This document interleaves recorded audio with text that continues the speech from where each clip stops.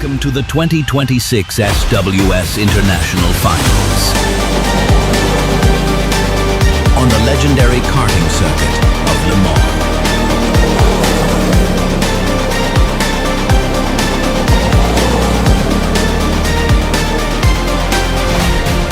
The ultimate battle.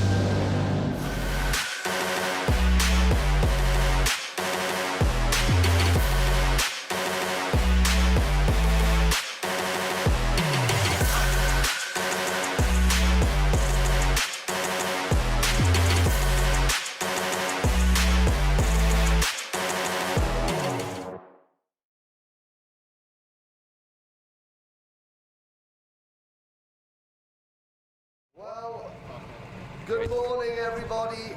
Oh, and welcome to the most famous race circuit in the world, the Circuit International at Le Mans. Well, I say that. Circuit International is just over the back of the pit garages because this is the International Kart Circuit at Le Mans. My name's Henry Baudet. This is Eric Tellis. Today, welcome to day 2 of on-track action for the 2026 Saudi World Series International Finals. What a day we have planned for you.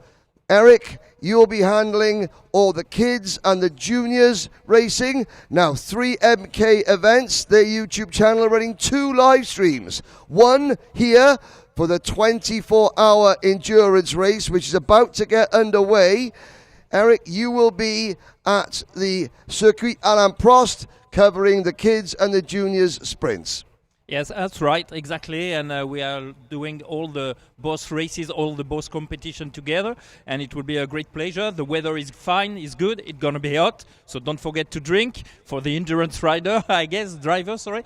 And yes, it will be a pleasure. And I guess we're going to have some big fun. A lot of fun indeed. As you can see, 48 identical Saudi RT10 karts with Honda GX390 engines sit behind us. We have just completed qualifying. Eric, we've already got our first piece of silverware to hand out. But this is Le Mans, and it wouldn't be good if it was just you or me handing out the trophies. Well, let's welcome one of France's brightest young driving talents, Mr. Dorian Boccolacci and his team from Bocco Kart. If you would come this way. Dorian, you are here. You're going to wave the green flag to start the 24-hour race very shortly. Now, as a racing driver, just to be at Le Mans is such a special place, yes? It is for sure. For me, winning here is really special, and I think as a driver, winning here is meaning a lot. Now, 24 hours, that's an awful lot of laps, but it does always help, Eric, if you start at the front, doesn't it? Yeah, it could help, but you know, as you just say, 24 hours, it's 2 rounds of a clock, and it could happen many things on track. Even if you start at the back of the grid, maybe you have a chance to win. Exactly. Maybe you have a chance to win starting 48th, but if you start P1, your chances are better. And our pole position team, Scoff H Kart, please come forward. The Dutch team, Dorian, and the team from Bocco Kart, please hand over the official P1 pole awards to the Dutch team. Now again, this is just qualifying, but imagine you've already got 1 trophy in the bag before you've even started to race. Yeah, it's a great honor for sure, and for sure to be on pole on the 24-hour race for sure it means a lot. But after, when the starting flag is checking and all the things are to come, and we have seen during the 24 hours few years ago that you can lead, and in the last lap everything could happen. Of course, we are not racing with Toyota today, but it could be a really bad memories. Exactly. Well, the sun is shining. The temperatures are soaring. The atmosphere across the pit lane and in the tribunes is tremendous. Eric, you have the honor of commentating on the original Le Mans circuit, the Circuit Alain Prost. I, and Eric as well, will be here at the new Circuit International. I say new, it's now maybe 15 years old. It is still one of the finest facilities in all of world karting. Let's have a little look at what makes this circuit so special, and once we've done that, then we're going to go racing.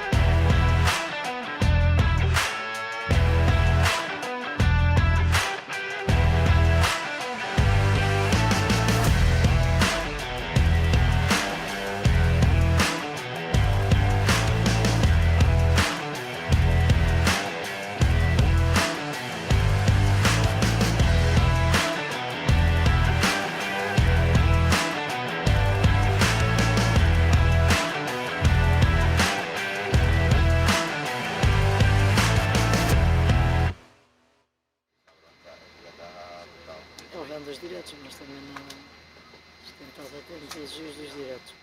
O bocadinho que vi.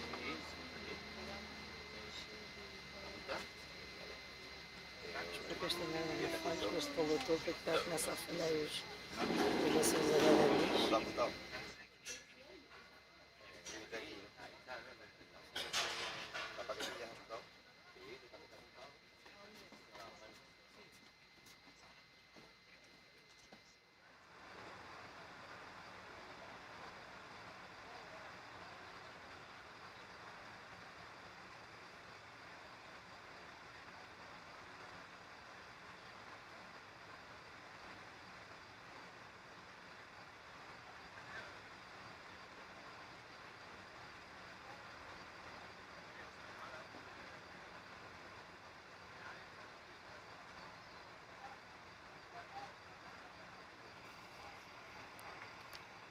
Também está sempre a falhar, foda-se também.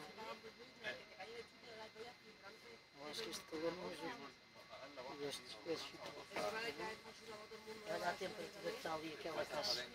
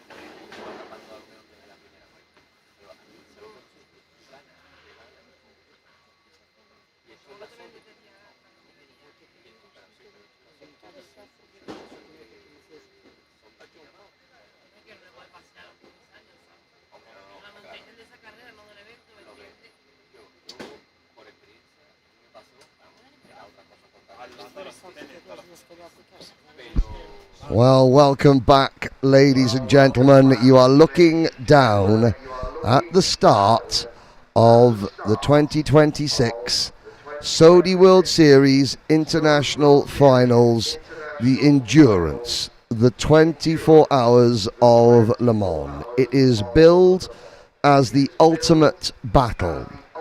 If you ask anybody around the world, where do they do motor racing?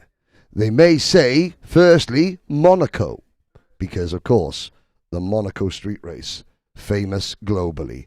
After that, they would probably say Le Mans. Le Mans, where for over 100 years, men and women have pushed their own endurance in the pursuit of speed. Speed, endurance, travelling as far as you can, as fast as you can, for as long as you can. Over those years, only the very best have succeeded here at Circuit International, this small, almost insignificant town in France, made famous by the 8.35 mile public road course circuit that surrounds the international kart circuit that you are looking at. I am a mere Welshman, and yet even me, I feel the hairs on the back of my neck standing on end. Eric, you are a native Frenchman. For every French motorsport fan, the word Le Mans sends a shiver down your spine, doesn't it? Yeah, exactly, because for sure in history, Le Mans is taking a special part and a special place for each Frenchman who's involved in motor racing. And even for cars, but even for bikes, because we have quite lucky to get the same track for bike as well, and we have a 24-hour race for bike here in Le Mans on the shortest circuit called Bugatti. The Bugatti, but, yes. Yeah, but for sure Le Mans is a center of the mechanical horse on sport for French fans, and we can have special feeling for sure each time we come to Le Mans, because everyone gets memories from Le Mans, even for the 24 hours race car, for the 24 hours cars for sure, and for bikes as well. So, and we are quite lucky because we have a MotoGP race here in Le Mans. So every single sport is at its home in Le Mans. Clearly. Now, motorsport is a family. A global family, and this may seem a world away. This is rental kart racing. It is the peak, the global peak of rental kart racing, and yet it may seem a world away from the world of NASCAR. However, there are many people here this morning in the paddock who are mourning the loss of Kyle Busch, a two-time NASCAR Cup Series champion, aged just 41. His nickname was Rowdy Busch, and very suddenly and unexpectedly last night, Kyle Busch passed away. It may seem like nothing coming from a Welshman speaking about a kart race in France, and yet we want to say to all NASCAR fans, all motorsport fans who are hurting this morning, and many of you are, rest in peace, Kyle Busch.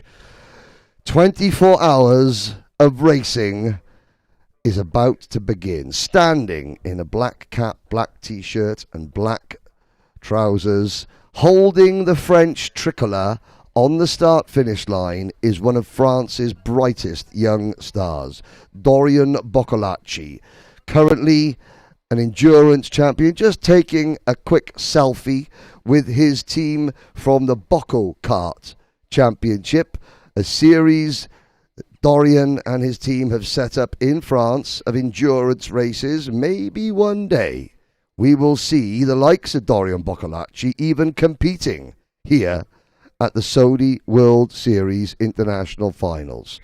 It's not beyond the realms of possibilities, ladies and gentlemen. We have David Tarian has competed here in the MENA Nations Cup in rental karts a couple of years ago. I had the pleasure of commentating on Eric Comas, who now lives out in Oman. I remember commentating on Steve Ellery, V8 supercar driver, who came back to karting for a while. And of course, you have Rubens Barrichello, who still races karts. Dorian is filming a quick vlog for his social media. He's not talking to himself. He is talking to himself on his mobile phone. We really want your participation, your input on the 3MK Events YouTube channel. In about an hour's time, there'll be a second live stream opening on the 3MK Events YouTube channel. Eric Sellis will be guiding you through the Kids and Juniors Cup. On this live stream, we will occasionally cut to some of the racing, especially when we get to the main events a little bit later on this evening. Eric, you have the honour of doing both races today. The most experienced drivers here in the endurance and the youngest members of the Saudi World Series family.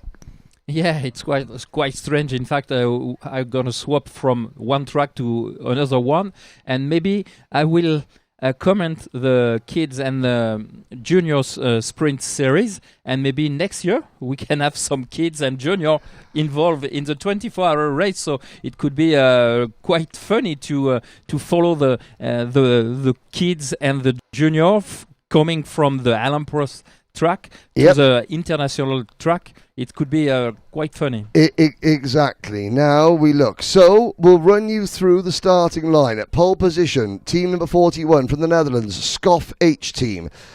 Then it is Red Racing from Italy, Giustini RT from Ukraine. Then 3 French teams, Lecluse Automobiles Racing in kart number 21. The number 14 team of Infinity Racing Magic Jet. Then the Joker team, Matrax Racing, the reigning champions.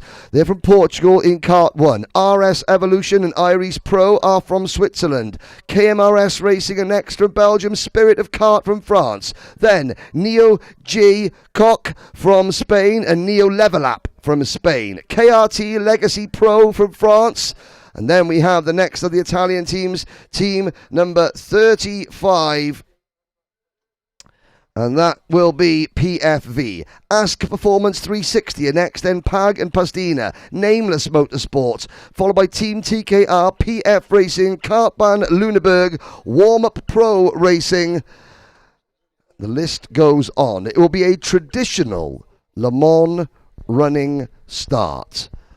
The last time that the Le Mans 24 Hours had the traditional running start was back in 1969, and Jackie Ickx, famous Belgian driver, Formula One race winner, multiple Le Mans 24 Hours winner, made his protest by walking across the track to get into his car when every other driver ran. But this is karting, and we can still do that. No seatbelts in this championship. And there is something about running across the track to your kart. There are so many throwbacks, traditional throwbacks, to keep the memory of those who have gone before alive. And that's a running start was the main origin of Porsche.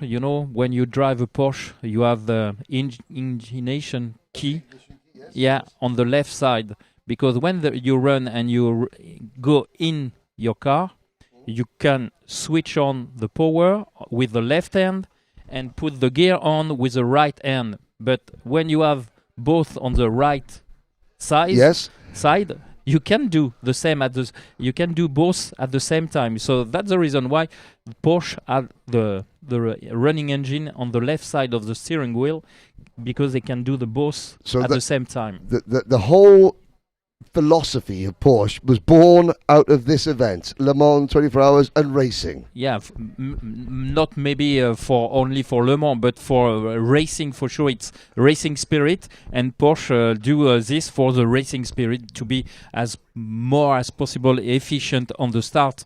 It's on a 24-hour race, it's not a big advantage. No, but sometimes it could avoid some mistake or some weak point. The 1960, not that I want to start this on another sour note, but in 1969, an English amateur driver, John Wolfe, who was one of the first customers of the Porsche 908, which became the legendary Porsche 917. And he ran across the circuit, jumped into his car, started on the left-hand side, didn't do his seatbelts up. And by the time he got to Whitehouse, famous corner on lap number 1, he lost and hit the barriers. Car exploded, he was killed. That brought about the end to the running start in car racing. Here we go. You can see the drivers lining up. Team number 41, Scoff team from the Dutch Racing Series, Tom Delfos, Adrian Garcia Lopez and Remy Loth. 3-driver team. Remy Loth will be starting. Guillaume Gemet for the Red Racing team will start second. You can see the tricolour being unfurled. Manuel Branco, our race director, walks down the centre of the circuit. The time ticks towards 10:40. We wait twice round the clock, and the tension mounts. For 24 hours, 48 teams will do battle. Eric, I think it is only fair that France signals the start. Voilà, Dorian Boccolacci qui va donner le départ et c'est parti. Voilà, il y a eu quelques hésitations, mais c'est parti pour 2 tours d'horloge. Voilà, les 24 heures du Mans karting sont partis avec un excellent départ du poleman, même si je crois que c'est le pilote classé en 2e position qui s'était lancé un petit peu mieux, qui est mieux sorti de la grille et qui va donc prendre les commandes de ce premier tour. Well, everybody remembers to get into the right cart. That's a start.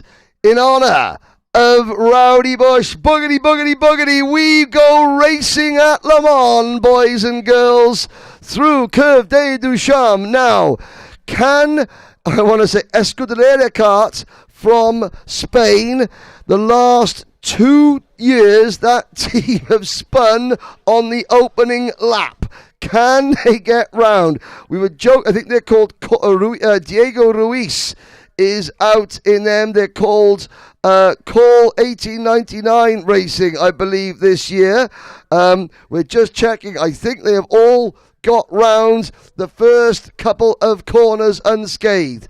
Teams from Portugal, Canada, France, Greece, Ukraine, Spain, Italy, Croatia, coming through Pitts Bend, Switzerland. We've got teams from Slovakia, Poland, Singapore, drivers using the grass already on the opening lap.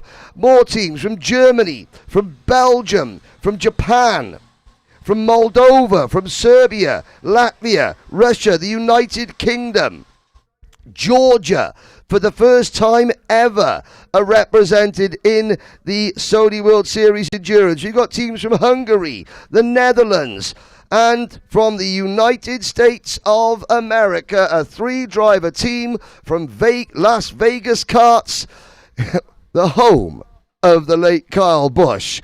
Now we are off and running. At the end of lap number 1, it was the number 37 team, Red Racing, who led the way. Leclerc's Automobiles in second, Iris Pro third. Our pole sitter, team number 41, where have team 41 fallen?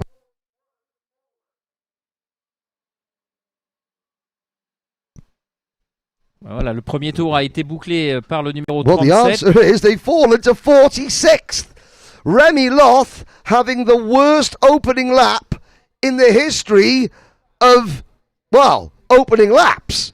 First to 46th, all that hard work. And then, however, it means we're going to have a great comeback from the Dutch team. Remy Loth, behind the wheel, looking down, bringing up the back of the pack at the moment. It's Gregory Fernandez for Vegas Velocity, but up at the front, Iris Pro take the lead. Now, normally I try and do a list of how many different teams lead the race. I'm not even going to bother this year because it's going to be so competitive. In the live chat, please keep your comments coming in with flags. I can only read English comments. I'm sorry about that. And yeah, there were a couple of jump starts, running part, yep. Just put your national flags. Which teams are you supporting? I want to see plenty of national flags in the live chat. There are nearly 1,000 of you watching this already, watching Iris Pro. The team from Karting Payern, Gregory Morin, Nicola Sofiati, Siebert Verfaire. Interestingly, only a lot of teams choosing to run with just 3 drivers. The traditional Le Mans 24-hour driving staff, 3 drivers per kart. Normally, when they do a 12-hour race, they do 4 drivers. Again, so many of these teams, they want to maintain the Le Mans tradition. Well, back in the day, there used to be only 2 drivers per team. Now, there are 3. And the late Pierre Levey, who unfortunately made his own piece of Le Mans history back in 1955 with that terrible crash that killed 80 people in the start-finish line. Well, 2 years before that, Pierre Levey tried to do the Le Mans 24 hours on his own. He got to hour 21 of that race, missed a gear shift and blew the engine.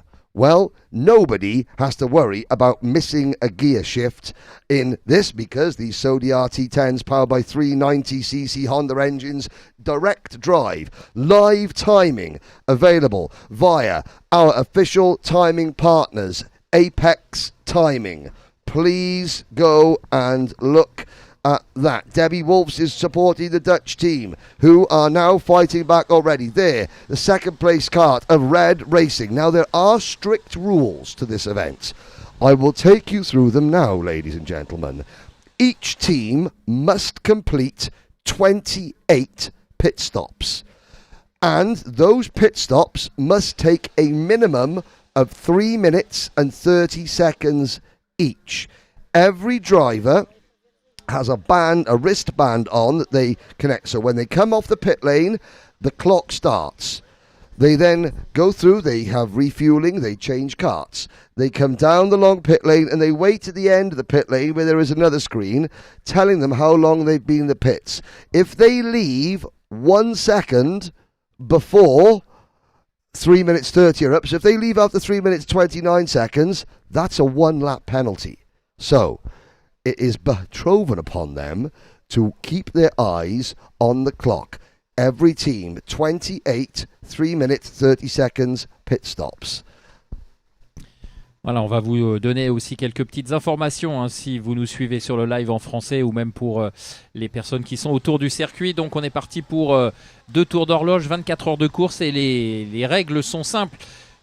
Toutes les équipes engagées devront observer un minimum de 28 arrêts, 28 passages par les stands et chaque arrêt devra observer un temps minimal de 3 minutes 30 secondes donc pour un petit peu répartir équitablement les arrêts au stand pour pas qu'il y ait de problèmes de sécurité, etc. Donc 3 minutes 30 à observer.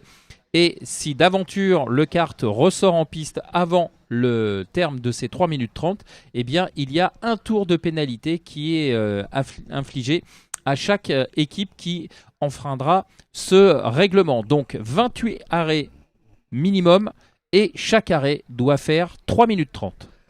Getting some really interesting comments coming in. Thank you to Silva Fiel saying that the recent 24 hours of Genk, Verifial Siebert won that race. He's driving for Iris Pro and he's currently not in the kart. Nicola Sofiati is in the kart, but Verifial Siebert and one other driver won the 24 hours of Genk as a team of 2.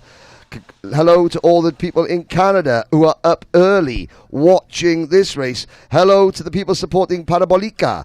Now, the Georgian team, Parabolica, named after the famous last corner at Monza, the Parabolica.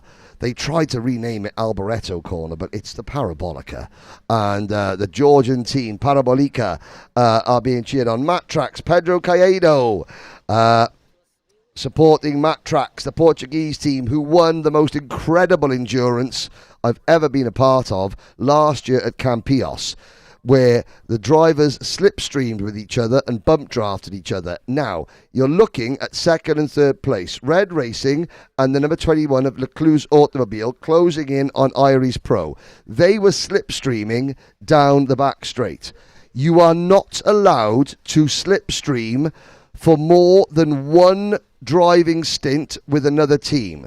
So, you can see in fourth and fifth, Matrax Racing, and then Neo G-Cock, the Spanish team. Now, they can work together for one stint, but only one stint. They must find a different dance partner per stint, which is harder than you think, which means that you can't, because for 12 hours last year, Matrax and PFV ran nose to tail. And the race was decided by about half a second after 12 hours of constant slipstreaming. It was like watching the Daytona 500 for 12 hours, which a lot of you will think is great. I thought it was absolutely fantastic. However, it's not really in the spirit of things. Tactics, of course. So now you are allowed to slipstream with another team, but only for a maximum of one stint. Iris Pro and Niccolo Soffiati are thinking, well, I don't want to slipstream with anybody. I want to try and clear off. You've now got a 4-cart train. Red Racing in 37. Leclerc's Automobiles Racing in 21. The reigning champions Matrax in number 1. And then Neo G-Cock in cart 29. Neo G-Cock, from Kart Center Campios, John Del Valle, Juan Sanchez, Germán Sanchez Flor, and Francisco Ramirez. All together, they will be a factor, no doubt, as we look at the top 5 trying to break away. I will do my best to keep you updated with penalties as they come in. If you look at Apex timing, you will be able to see the penalties in the comments. So I will do my best to keep them to keep them up, to keep you updated, you the viewers updated. Well, we are 8 laps in, 10 minutes of racing to go, 10 minutes gone, 23 hours, 49 minutes of racing remaining. Switzerland lead Italy, France and Portugal. Now, during the course of the race, I'll be going down into the pit lane, the paddock, to do as many interviews as possible to keep you up to speed. We're looking at the list of there, thanks to Julia David, to Antoine Cassel, and to the rest of the Sodi Kart team, Teo Yaquinta, who celebrated a birthday yesterday, all of whom operating under the watchful eye of Thomas Barricade, who is watching all. Iris Pro, 0.4 of a second up the road. Be good if 0.4 of a second is still the gap between first and second in 23 hours 48 minutes. In karting, that is a distinct possibility.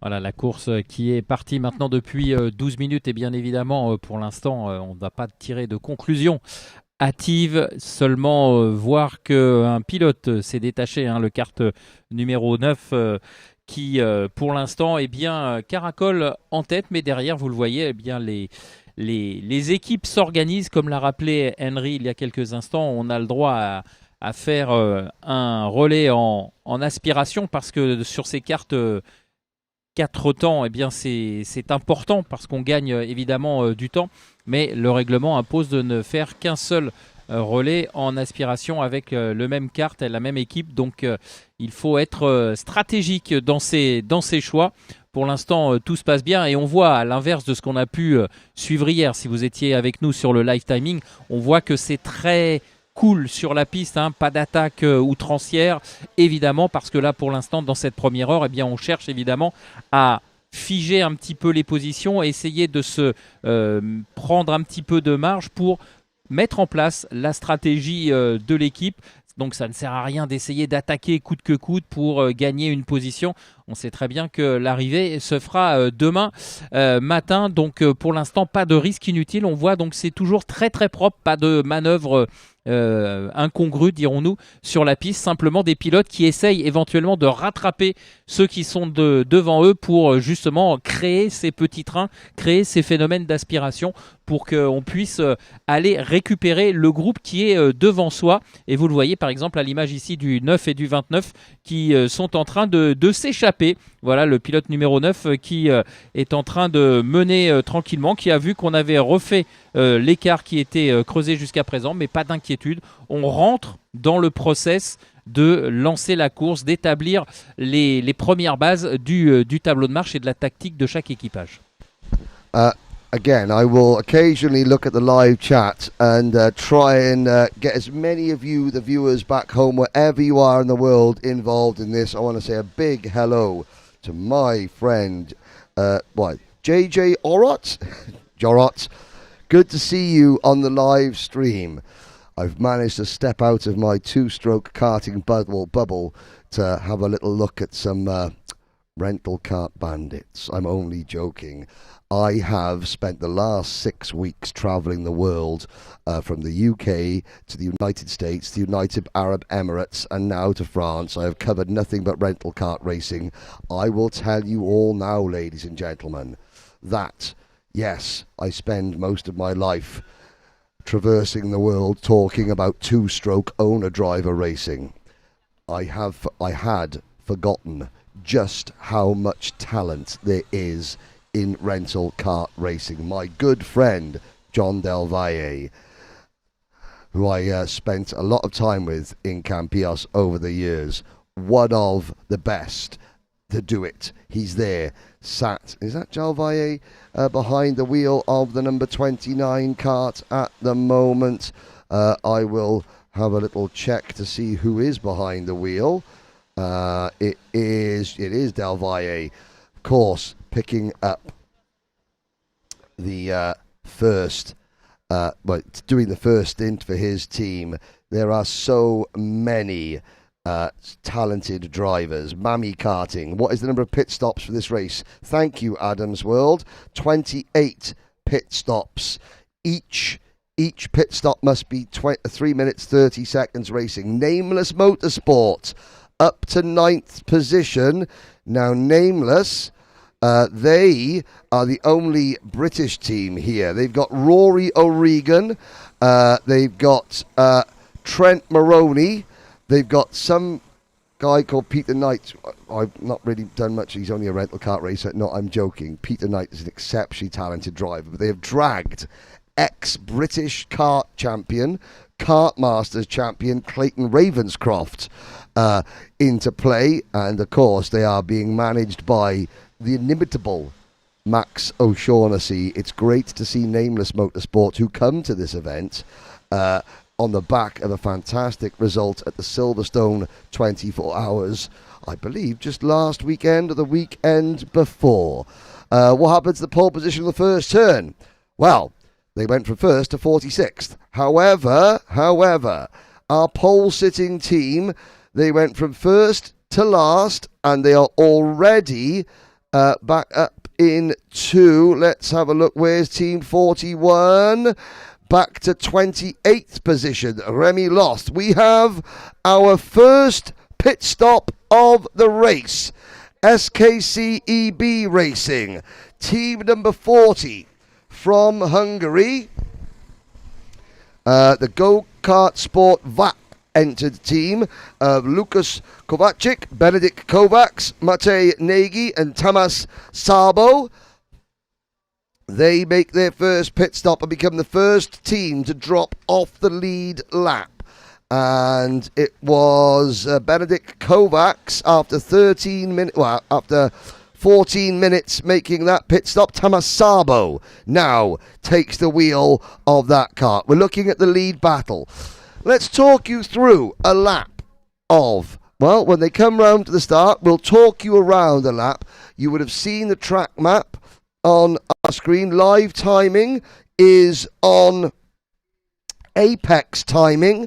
Apex timing, 3MK Events is the promoter, so it's live.apex-timing.com/3MK Events 2 backslash.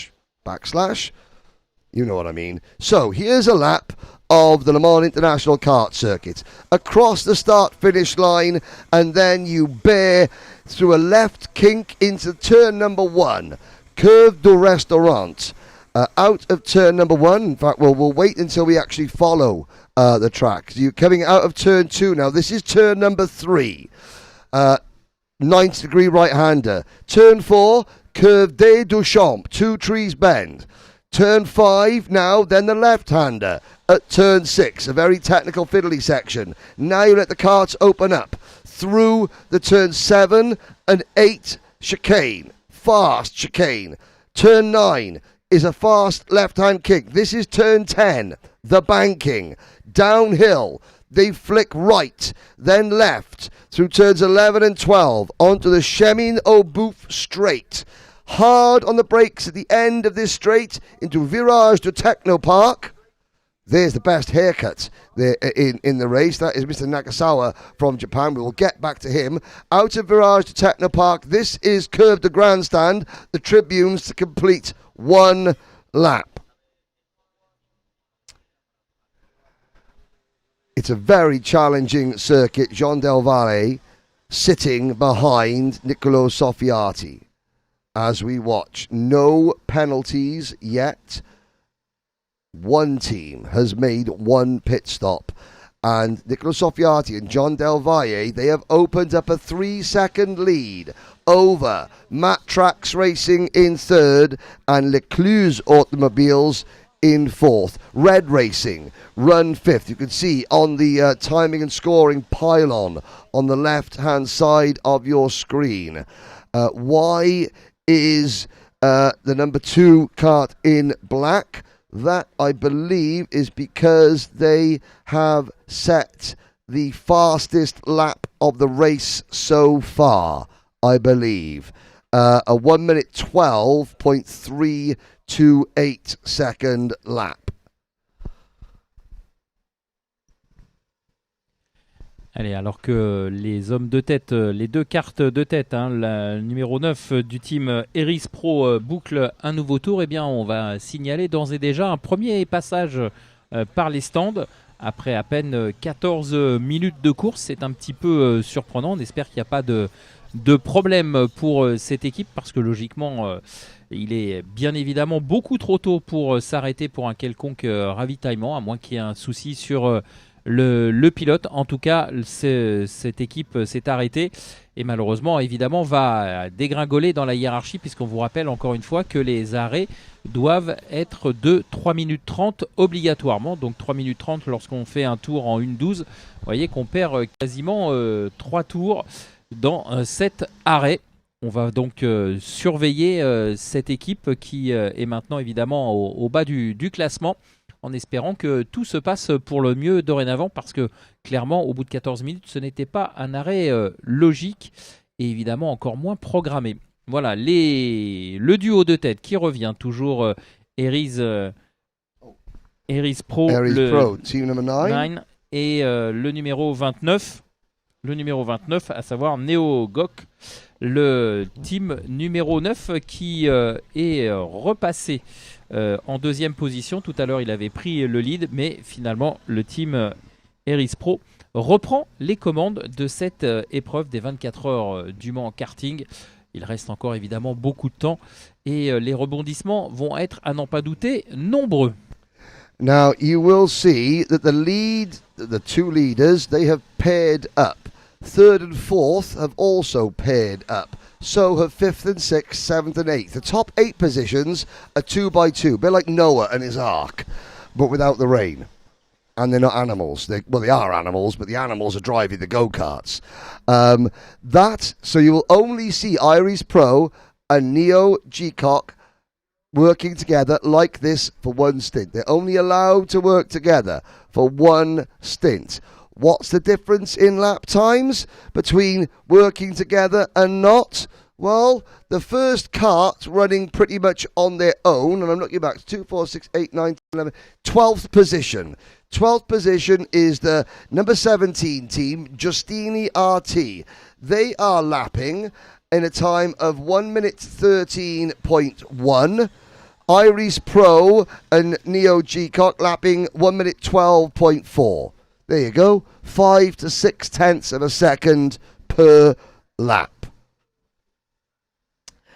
So between 5 and 6 seconds per lap running now. There is our second pit stop of the race going into the waiting area. Now, that is Team KRT Legacy Pro.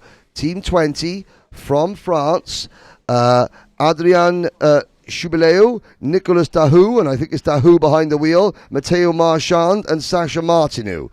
Once you have completed your kart change, your refueling, and your driver change, you have to sit in the waiting area. That's where you saw Mr. Dahoud waiting. He can see a big digital screen which tells him how long he has been in the pit lane for. Now, the English-speaking audience, or the French-speaking audience, is about to breathe a sigh of relief because they go, oh, thank God for this. This stupid Welshman is about to leave the commentary box, or something like that. And that's because Dorian Boccalacci has quickly joined us. And Eric, why don't you interview Dorian while I go and check the weather? Which means I'm going to go and have a cigarette.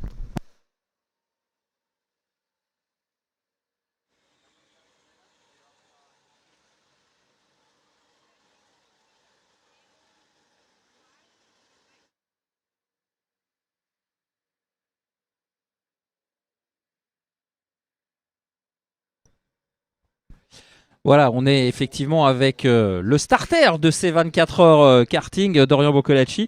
Bonjour Dorian, merci en tout cas de nous rejoindre. Ça fait toujours plaisir d'avoir un pilote de notoriété, pilote Porsche. La transition est peut-être un peu brutale entre le Nürburgring et ici.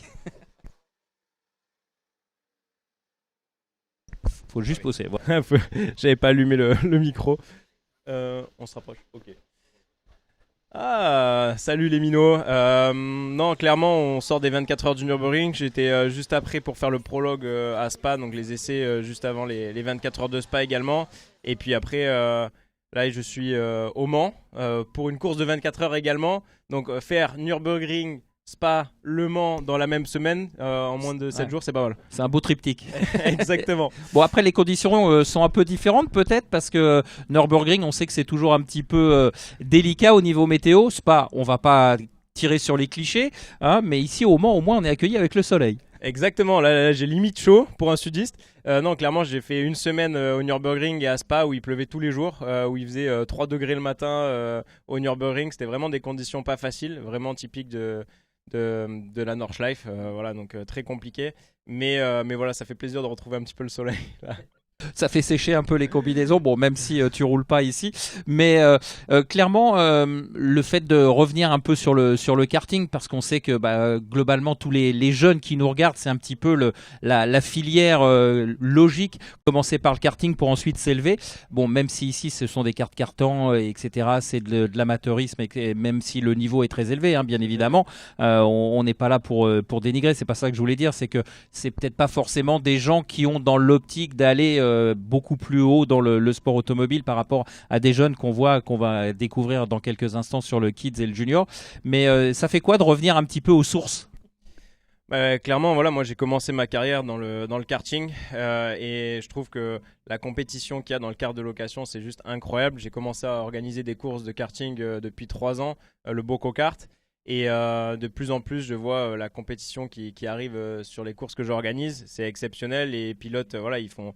Depuis tout à l'heure, je les regarde. Il y a plein de stratégies qui sont mises en place. Ils peuvent communiquer entre eux, ils peuvent s'aider. Et puis, ils font pas d'erreur. Voilà, on voit que c'est vraiment précis. Et j'aime bien faire des courses comme ça. D'ailleurs, j'en organise une ce week-end. J'aime bien y participer. Parce que voilà, clairement, t'as pas beaucoup de chevaux, mais il faut être ultra propre au niveau du pilotage, accélérer très tôt, et c'est toujours bien de pouvoir piloter ces machines. C'est complet ou il reste encore des places ? Il reste encore des places, mais bon, c'est pas loin d'être complet. Bon, passe un petit message, on sait jamais si d'aventure il y avait un ou deux équipages qui souhaiteraient se joindre à la fête au dernier moment. Il reste encore quelques petites places. Exactement, et puis bon, on en organise de partout en France, que ça soit dans le sud, vers Toulouse, vers Brignoles, à côté d'Annecy, également, enfin voilà, à côté de Nantes. Ouais, l'avantage c'est qu'en France on a quand même pas mal de pistes de karts qui peuvent prétendre à organiser ce genre d'événement. Ah, bien sûr, il y a vraiment beaucoup de choix, des très beaux circuits, et on est très bien accueillis. Et voilà, on essaie de faire les choses bien avec le quick change, avec le poids pour les pilotes, voilà, comme ici. Donc voilà, c'est l'objectif, c'est d'avoir un maximum d'équité entre tout le monde. On parle un petit peu de ta saison. Quel est jusqu'à présent, comment ça s'est passé, et puis quel est le déroulé jusqu'à la fin de saison?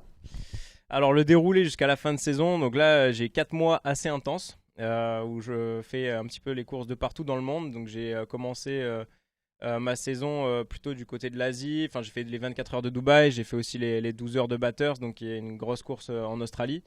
Et là, puis on a enchaîné avec les 24 heures du Nürburgring. Je fais toutes les courses GT World en Europe, que ce soit l'endurance et le sprint. La semaine prochaine, je suis à Monza pour une course d'endurance. Et puis ensuite, je prends l'avion et direction la Chine pour une autre course en GT World en Asie. Donc ça fait une vingtaine de courses dans l'année, avec des grosses courses comme les 1000 km de Suzuka, les 24 heures du Nürburgring, 24 heures de Spa. Donc ça fait voyager, ça fait voir pas mal de paysages, et clairement voilà, c'est le plus haut niveau en GT. C'est du très très haut niveau, parce que là c'est des pilotes qui courent de partout dans le monde. C'est les mêmes modèles de voitures qu'on utilise, que ce soit en Asie, en Europe ou aux États-Unis. Et donc forcément les équipes cherche à avoir les meilleurs pilotes, donc ça nous fait rouler un peu de partout. Ouais, c'est bien, ça permet au moins, comme tu le disais, d'être ultra polyvalent. Justement, par rapport à tout ce que tu vois dans tes déplacements entre l'Europe, les États-Unis, l'Asie, même l'Océanie, puisque tu parlais de l'Australie, l'atmosphère, elle est différente tu vois ce que je veux dire, d'une course à l'autre. Est-ce qu'on retrouve un petit peu les mêmes choses, ou ça diffère forcément, parce que entre l'Asie et les États-Unis, on se doute que peut-être il y a énormément de différences? Alors les États-Unis, moi j'ai pas fait encore de course GT cette année. Peut-être je vais en faire une en fin d'année, je sais pas encore. Il y a Indianapolis, mais en tout cas j'ai bien pu comparer l'Europe et l'Asie, surtout puisque l'année dernière je faisais toutes les courses en Asie, et même cette année j'en fais quelques-unes. Et c'est vrai que on a vraiment une mentalité en Europe ultra pro, ultra carré, et on va dire à côté on va peut-être moins profiter. Et alors qu'en Asie ils sont professionnels également sur le circuit, mais en fait il y a tellement des beaux paysages. Je suis allé rouler en Thaïlande, je suis allé rouler en Malaisie, en Indonésie, à côté de Bali. Enfin, il y a des circuits juste incroyables, et où à côté on peut vraiment profiter, et ça c'était vraiment très très plaisant de pouvoir en fait sortir un peu du cadre où j'étais depuis que j'ai commencé le karting en 2006 jusqu'à l'année dernière, donc en 2025, où là vraiment en fait j'avais des moments pour moi où je n'étais pas obligé de faire circuit, après je rentre chez moi, circuit, je rentre chez moi. Là, je pouvais vraiment profiter quelques jours entre une course et l'autre sur les endroits. Et puis non, clairement, c'était très sympa de pouvoir faire cette expérience. Jusqu'à présent, ta meilleure expérience sur tout ce que tu nous as expliqué, sur les courses que tu as effectuées, que ce soit en Asie, voire en Australie même, le meilleur souvenir, indépendamment du résultat sportif, même si le résultat sportif, évidemment, c'est la priorité? Je dirais l'Australie cette année. Je suis allé à Bathurst, qui est un des circuits juste exceptionnels en Australie, un des plus fous en Australie. C'est pas sur un circuit permanent, et il y a une montée, une descente. Pour le feeling du pilotage, c'est exceptionnel. On prend pas mal de risques aussi, parce qu'on est entre les murs. Et il y a des kangourous au milieu du circuit qui traversent. Enfin voilà, quand on prend le départ, il est 5h45 du matin. À tout moment, il peut y avoir un kangourou qui traverse. Donc c'est des trucs exceptionnels qu'on peut pas voir ici. Et à côté de ça, c'est pas très loin de Sydney et la vie est très très bien. C'était au mois de février, il faisait froid ici en Europe et là-bas il faisait chaud. On pouvait aller faire du sport et c'est vraiment une ville qui m'a plu énormément. Et donc pouvoir faire ça à l'autre bout de la planète et d'en vivre et d'être pilote professionnel, c'est juste exceptionnel et c'est un rêve qui est devenu réalité. Hein. Ouais, puis c'est vrai que l'Australie c'est sympa, surtout Sydney, c'est une belle ville. C'est une belle ville.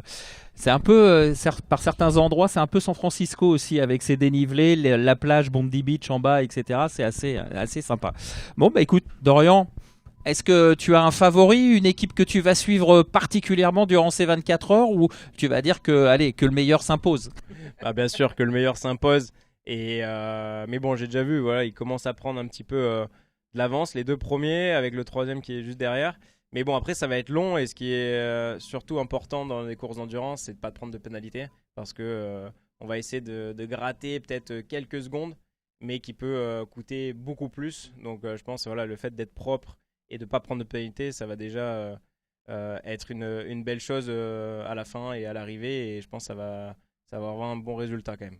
Ouais, c'est ce que je disais parce que contrairement à ce qu'on a vu hier, puisque hier on était sur des schémas sprint où il y avait de l'attaque à outrance et des fois des petits coups de coude bien ou moins bien sentis, on va dire. Là, on sent que c'est serein. J'ai l'impression, enfin moi c'est l'impression que ça me donne sur ce départ, c'est plutôt serein. On est en train de se poser pour un petit peu construire son tableau de marche et aller comme ça le plus loin possible. Là on voit effectivement que le 3 là il est assez décroché. Puis derrière ça fait le petit train, ça vient, ça repart. Mais c'est important parce que comme tu le disais, ouais, une pénalité si on prend un tour alors qu'on a gagné 3 secondes, au final le résultat et le gain il est nul. Ouais, exactement, et puis même dans nos courses, nous d'endurance, c'est un peu la même chose. Par exemple sur le Nürburgring ou la Nordschleife ou d'autres circuits, en fait on peut prendre des risques, mais il ne faut pas que ce soit démesuré. Et en soi, si tu abîmes la voiture, tu perdras beaucoup plus de temps à la fin, parce que c'est une très longue course. Tu vas garder la voiture très longtemps pendant la course, tu ne vas pas pouvoir faire des réparations avec du temps et tout. Donc les risques, en fait, il faut peut-être les prendre un peu plus tard si on est en mesure de pouvoir faire performer, faire vous gagner. Mais c'est vrai que tôt dans la course, c'est pas vraiment l'objectif. Mais après, voilà, c'est toujours à double tranchant parce que voilà, une fois que tu as pris trop d'écart et que tu es un peu trop loin, c'est dur de revenir aussi. Donc voilà, c'est toujours une balance à faire et l'expérience. Et je pense qu'ici, il y a beaucoup d'équipes et beaucoup de pilotes qui ont beaucoup d'expérience et qui sont posés. Ouais, puis là, ici, on a un plateau homogène, contrairement à ce que toi, tu peux avoir sur ton championnat, où il y a différentes marques, donc différentes voitures. Donc, effectivement, là, on est sur un monotype de karting, donc ce qui évite aussi des fois les rebondissements, on va dire, mécaniques. Dorian, merci beaucoup. On va te souhaiter le meilleur pour cette fin de saison, pour la poursuite de ta saison, bien évidemment. Prochain rendez-vous, tu m'as dit ? Prochain rendez-vous à Monza la semaine prochaine au GT World Endurance. Donc c'est une course de 3 heures. Eh ben, bon courage et puis on te souhaite le meilleur. Merci beaucoup. Merci Dorian d'être venu jusqu'à notre micro et nous on va revenir sur le circuit et puis on va aussi dans quelques instants passer de l'autre côté parce qu'il va y avoir les courses des kids et des juniors qui vont commencer dans quelques instants, que j'aurai la chance de vous commenter sur le live streaming également. Donc 2 programmes à suivre simultanément si vous le souhaitez. À la fois cette course de 24 heures ici qui a débuté depuis maintenant 37 minutes. Et puis de l'autre côté sur le circuit Alain Prost, sur le circuit original du karting du Mans, eh bien, les courses sprint pour les catégories kids et juniors.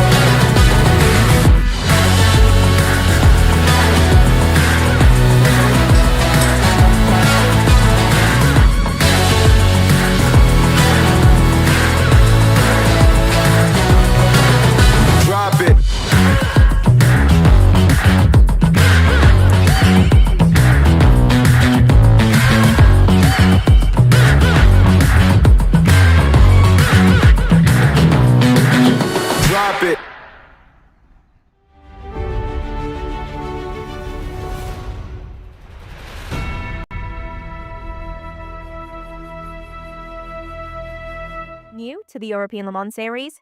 Here's what you need to know. The ELMS is Europe's top prototype endurance racing championship, featuring 6 4-hour races on iconic circuits. Teams of 2 to 3 drivers share each car, making teamwork essential from start to finish. 4 categories race together: LMP2, LMP2 Pro-Am, LMP3 and LMGT3, creating intense multi-class battles on track and providing a platform for both professional and amateur drivers to compete in endurance racing. In 2026, a record 47 entries and 9 manufacturers will compete for the European title, as well as a place at the legendary 24 Hours of Le Mans for the best teams in each class. With tickets starting from just €8, it's one of the most accessible ways to experience top-level endurance racing. And the absolute best part? You can catch all the thrilling action live and free worldwide on FIA WEC Plus.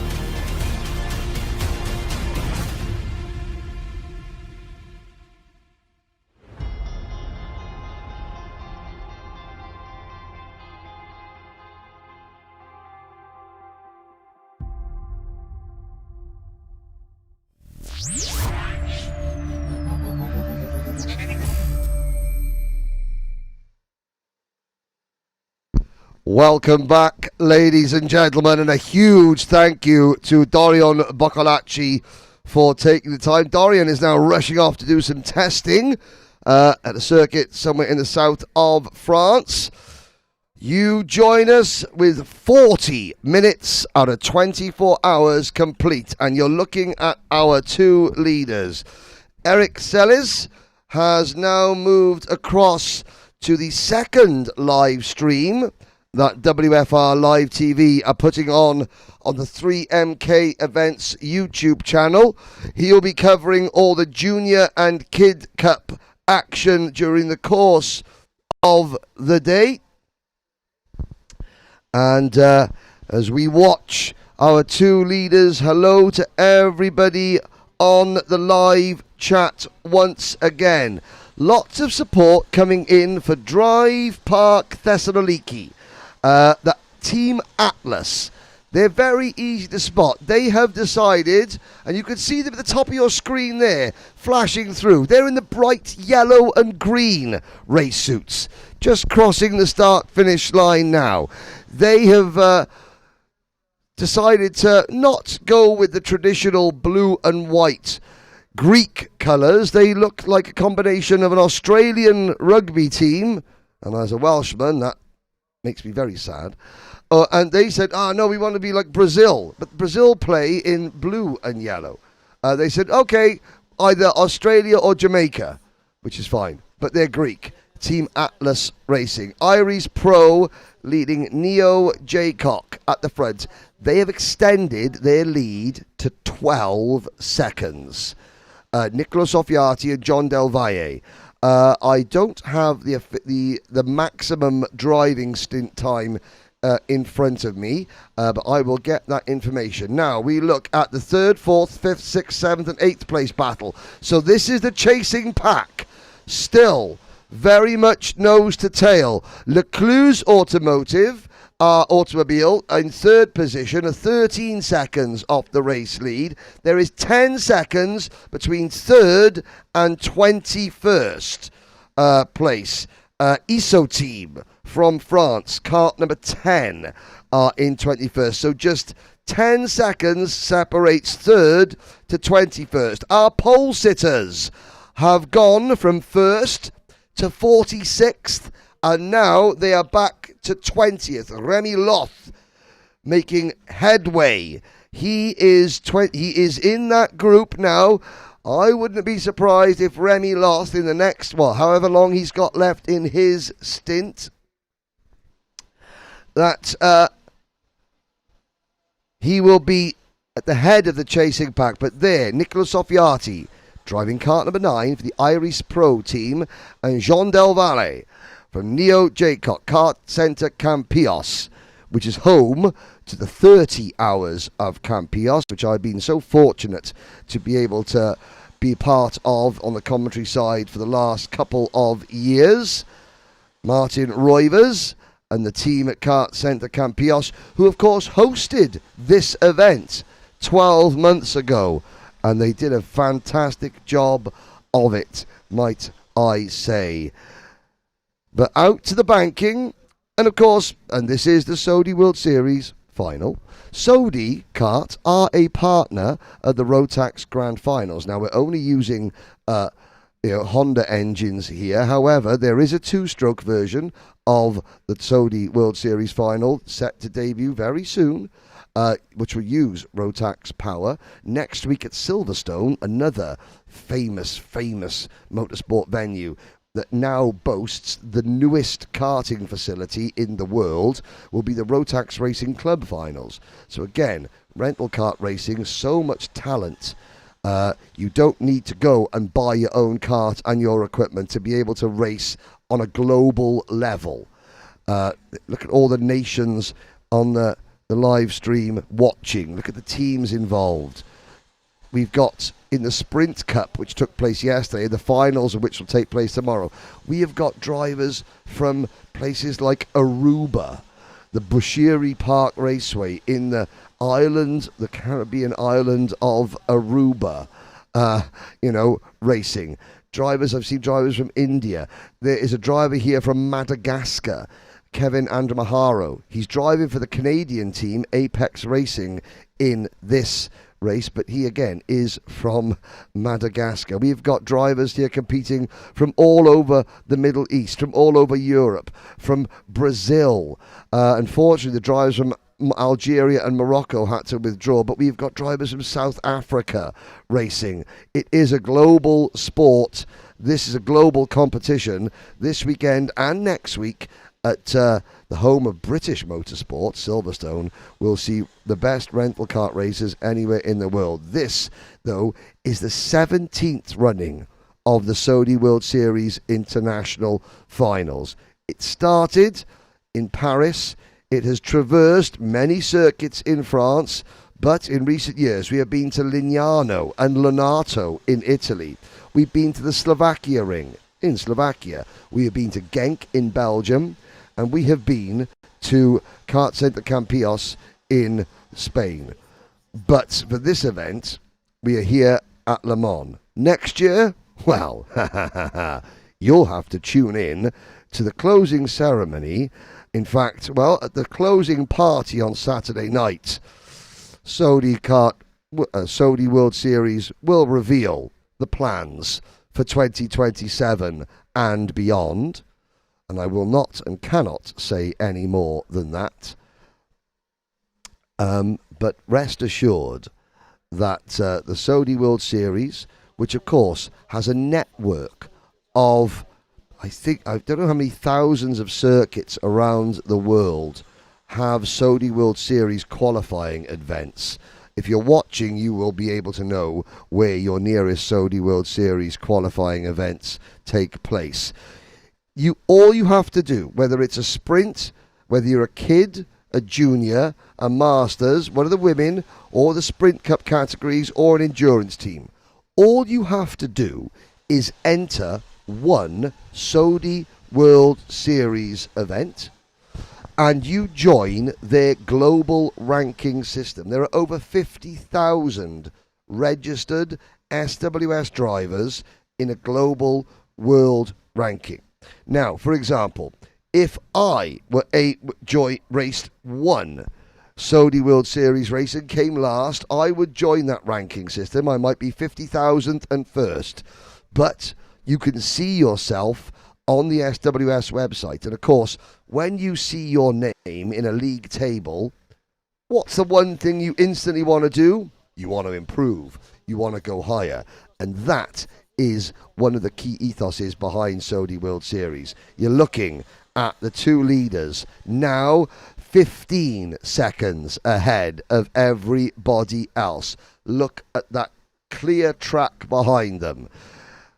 Niccolo Soffiati, John Del Valle leading the way. I haven't got the information about who is the biggest movers. We have had our first penalty, and it's a biggie. It's for Team 23. That would be Mira Racing, Artem Ivanov, Ivan Stepanov, Alexei Strelnikov. They got their pit stop time mixed up. They left the pits after 2 minutes and 32 seconds, not 3 minutes and 32 seconds. We've got to change the lead. John Del Valle moves Neo Gcock from Spain into the lead for the first time after 49 minutes of racing. He has pushed Iris Pro and Niccolo Soffiati away for the last half an hour. Now, John Del Valle, last year's rental kart world champion at the indoor-outdoor circuit. He is a multiple endurance champion in rental karts. Officially the best rental kart racer in the world. In terms of the rental kart world championship, he did not win the Saudi World Series International Finals last year. That went to the honour of Diego Perez Lara.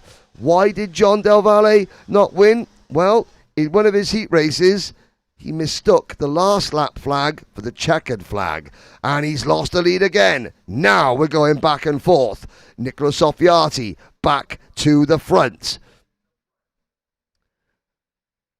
But going back to the Mira team, they left after 2 minutes 32 seconds, not 3 minutes and 30 seconds. They have been penalised the maximum 5 laps. I think it's safe to say, well, nothing is certain in a 24-hour kart race. However, Mira from pit stop Navzyakia, they can maximise every single element of this. When will you see the juniors? Okay, J Designs Racing on the live chat. If you go to the 3MK Events YouTube channel, a second live stream will appear with Eric Sellis, and you will be able to see every lap of every race. Every lap of every race with Eric on board for the juniors and the kids. We'll stick here with the endurances. During the course of the day, we will flick back and forth, and I will flick back and forth just briefly to keep you updated as what is going on with the kids and juniors. But the kids and juniors have their own dedicated live stream. Hello to Karting M Revista from Portugal. Karting M Revista, the Portuguese.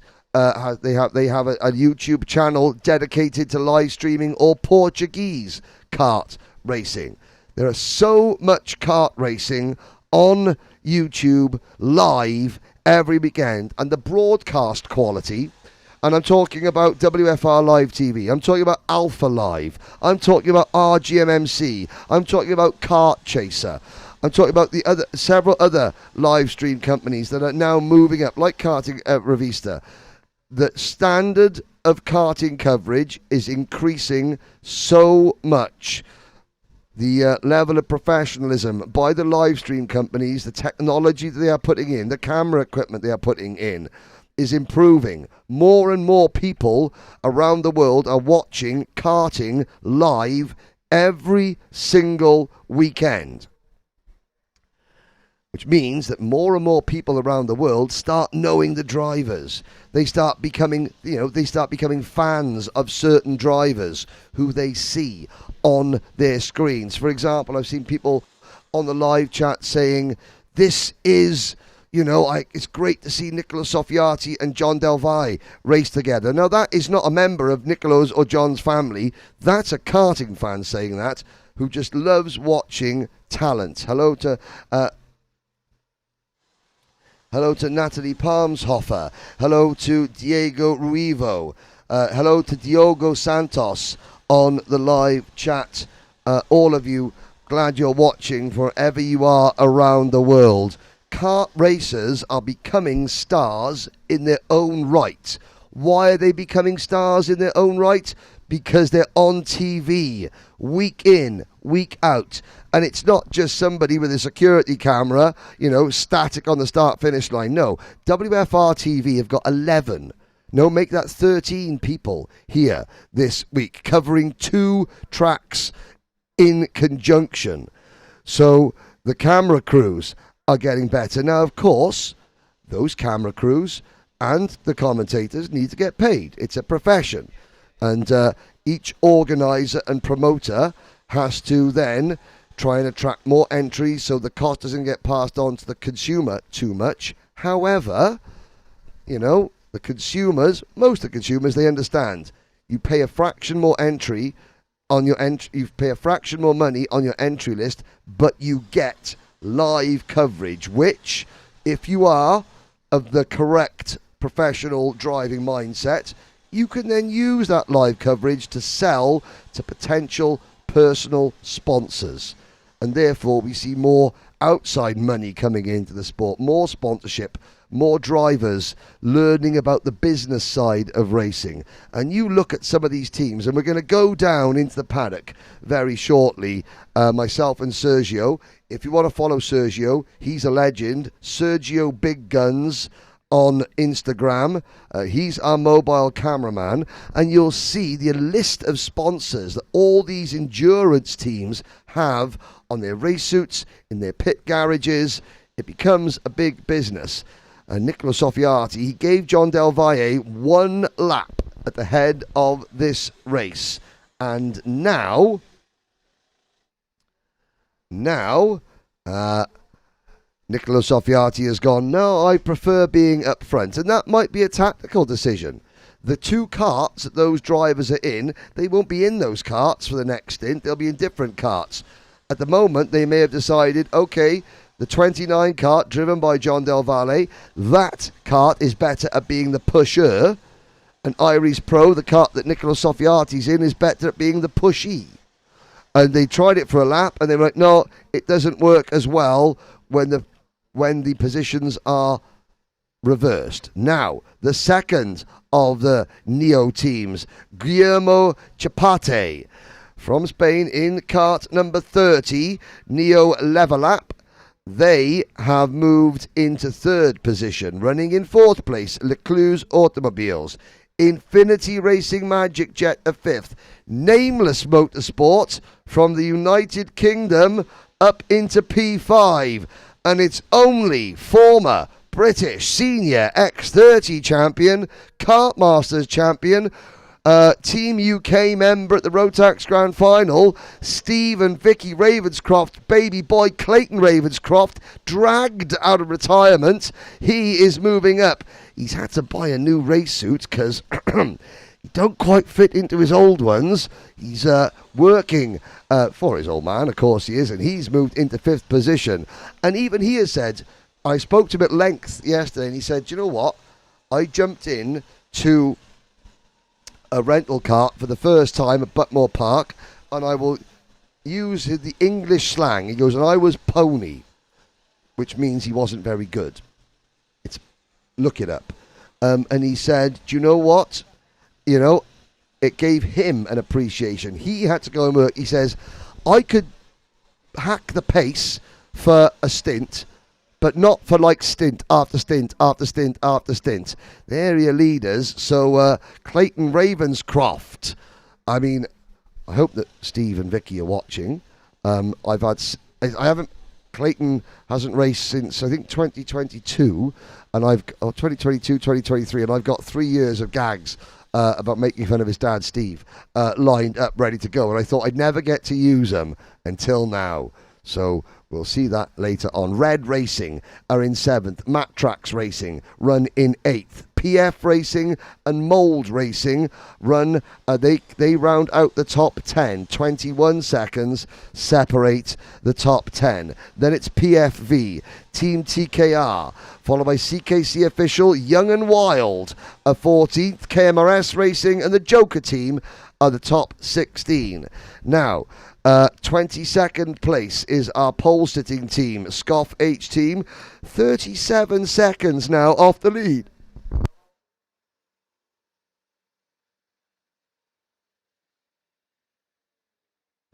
Now, I tell you what, let's go down for the first time.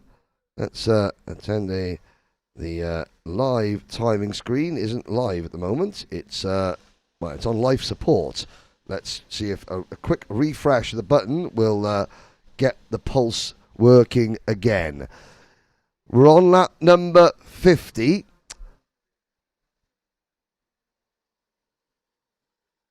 And in a few minutes' time, what we're going to do, we've had 1 hour of racing, 50 laps, 1 hour complete. And in a moment, we will take a short commercial break. And then we will go down and have our first run up and down the pit lane to speak to some of the people in this race. Because in endurance racing, you get so many characters and camaraderie, all part of the show. We will, my live timing screen has decided, well, in fact, I think it is now on life support. Let's go again, and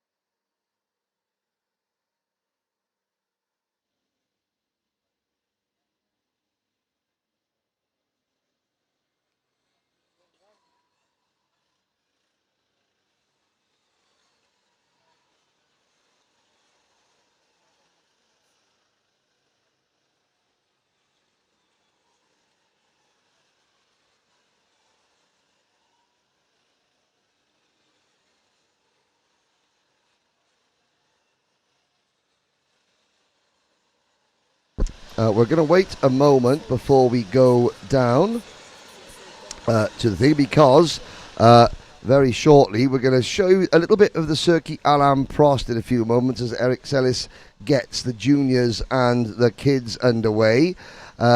We are now just over an hour in Iris Pro, and let's have a little look. How many of our teams have not stopped yet? Well, it is, it's looking down, the top 27 teams have yet to make their first pit stop. Already, we've got warm-up pro racing from Portugal. Gonçalo Teixeira is in for his second pit stop.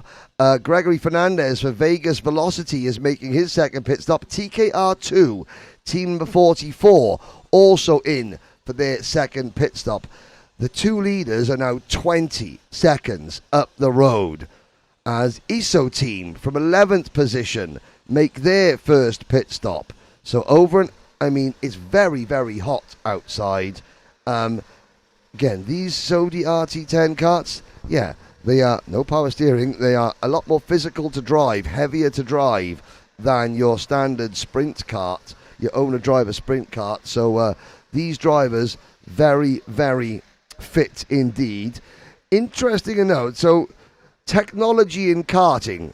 You see the race suit being worn by Niccolo Soffiati. That is your traditional karting race suit. And the race suit worn by Jean Del Valle, well, that is one of the new generation of aero suits. This is made by Kart Skins. Kart Skins and Danro are the two leading manufacturers. Danro, I know for a fact, have had their aero suit homologated for FIA karting use. They are skin tight. The drivers, they now look like, more like Winter Olympians, skeleton, bobsledders, speed skaters. Aerodynamically, they are more efficient. And whether people like or dislike them, the fact is this: they create less aerodynamic drag than the standard race suit. And if that gives a driver 1 hundredth of a second per lap. Well, 10 laps, that's a tenth of a second. 50 laps, that's half a second. And I'm talking a hundredth of a second per lap. The idea is that the aero suits worn by John Del Valle and a number of other drivers that are getting more and more popular now, certainly in rental kart racing and soon probably in owner-driver racing. The first, if it's a tenth of a second per lap, well, after 10 laps, that's 1 second. Yesterday in the sprint racing, we saw so many races decided by less than a tenth of a second. So you do the math. Here we go. There's Red Racing crossing the start-finish line. Team number 37, followed by the number 47 team there. That's a lapped kart. Looking at the two leaders again, going through turn number 9, out onto the banking. And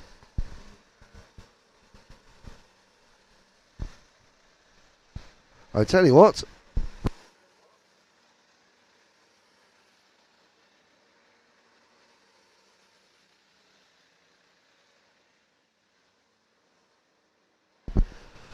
now we're looking at lap number 54 of the 24-hour kart endurance.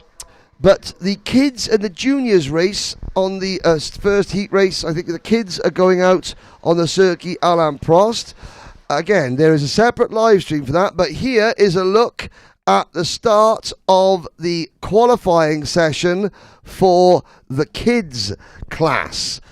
So if you want to watch the kids and the juniors, you simply flick over to the second live stream on the 3MK Events YouTube channel, and you will be able to see, I'm going to try and see who we have got out there. This is Kids Qualifying 1, and it's on a slightly shortened version of the Circuit Alain Prost. Why are we doing it on two separate circuits? Well, obviously the kids in the junior karts, they're slightly lesser powered. They don't have as much power as the senior karts. They use a slightly smaller version of the Honda engine, and of course in Campios it was a case of they were flat out around the entire lap. So what Sodi Kart have done and 3MK Events have done, they decided, okay, well, here we've got a situation where we've got another track. There are the qualifying sessions. Those kids the kids, they have to drive the karts better because the track is narrower, it's tighter. There's more. You have to use more racecraft. It's not a simple case of just put your foot down and steer and drive flat out all the way round the lap. It's that's no good. You have to really think about it. So there is qualifying for the kids, the kids category. They have got 3 qualifying sessions and 3 heat races. All their racing is done today. They have got 3 qualifying sessions, 3 heat races, and then their superheat and their final. They're racing all day today, right up until I think 7 o'clock tonight. And we will try and bring you, they're using the shortened version of the Circuit Alain Prost. Now that is the back straight, the old traditional back straight at the Circuit Alain Prost. The tyres there, you normally go all the way down into a monstrous right-hand corner. How do I know that? That's because when my team raced at the Le Mans 24 Hours in our own karts back in 2004 and 2008, my teammate Craig Camilleri had a brake failure at the end of said back straight. And, well, my friend Cam discovered that French tyres are just as hard if you hit them at 70 miles an hour as English and Welsh tyres. But, yeah, great memories from the Circuit Alain Prost. Now, I have lost my Kids and Sprint Cup entry list, which I can't tell you who's who. I did have a copy, I think Eric has stolen it. I think Eric Stellis has stolen my entry list, so I can't tell you who is there at the moment. I can see in 27th position, just flash across the bottom of the screen, that's South Africa's Ricky Weinstein, or as we call him, Ricky One Time. So you're not missing anything in the endurance race, but this is what is happening in qualifying at the moment in the kids class. And very shortly, I think we'll flick back to the endurance, and then we will go down into the pit lane. So, if you want to watch the kids and the juniors with Eric Sellis, please look at the second live stream on the 3MK Events channel from the Circuit Alain Prost. And we're going to come back to the endurance race on the main international kart circuit.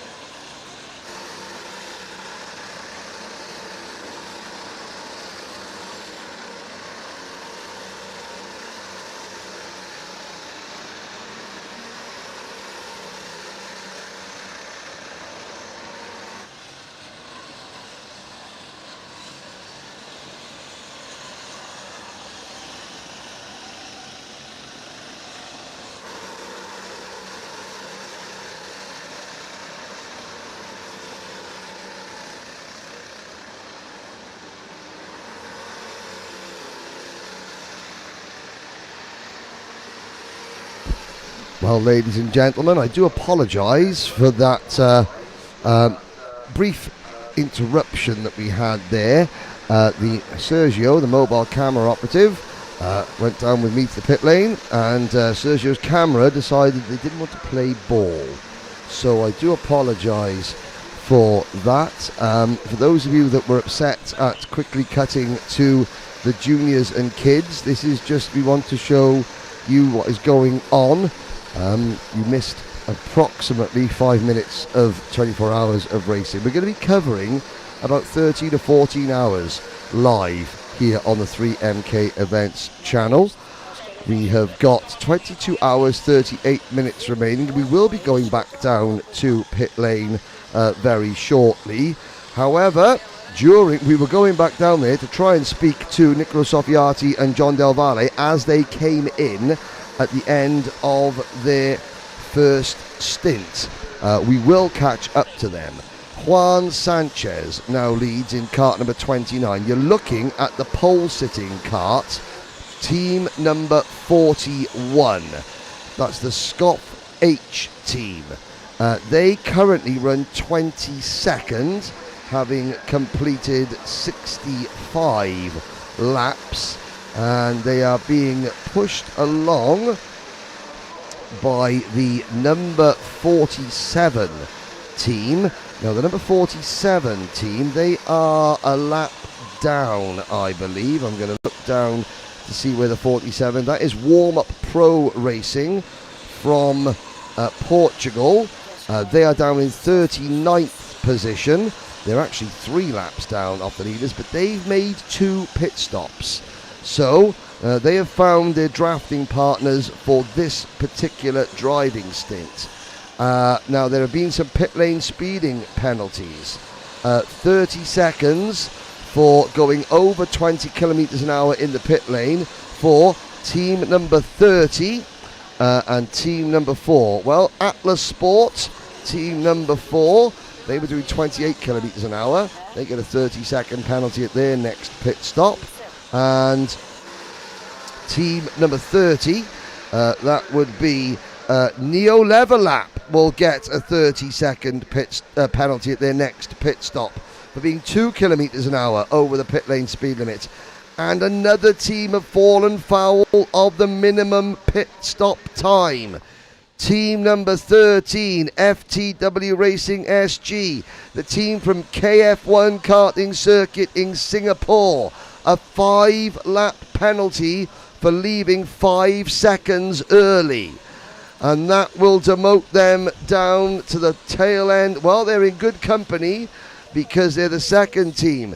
So Mira and FTW Racing SG, they are both now, let's have a look. Well, they're 5 laps off the pace, 47th and 48th. Falcon West Karting and Vegas Velocity, 45th and 46th. But the leaders, it's Verify Siebert from Iris Pro, 1.3 seconds now in front of Juan Sanchez for Neo Jaycock. The number 9 kart leads the number 29, Matt Trax Racing. 24 seconds back in kart number 1. They are third with, who is that behind the wheel? It is Ruben Conceição. Ruben Conceição behind the wheel of Matt Trax Racing's kart at the moment. They are heading into turn number 1. The race leaders are heading out towards the banking at the moment. To give you some idea of what 25 seconds looks like on the clock. So you've got Iris Pro, then you have Neo Jaycock in second, heading down the back straight at the moment. They're separated by 1.7 seconds now.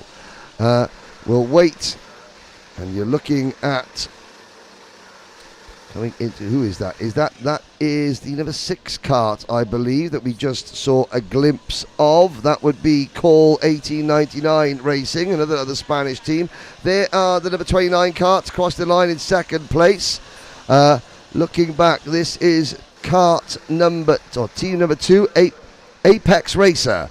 SH Karting Quebec entered team. Kevin Andrea Maharo, Simon Laflamme, Jonathan Paquette, and Christopher Ryan Bissonnet. Christopher Ryan Bissonnet getting engaged at the circuit 2 days, day before yesterday, down at the Arnage corner of the Le Mans racetrack. So the whole Canadian team looking very smart in the kart, very happy out of the kart.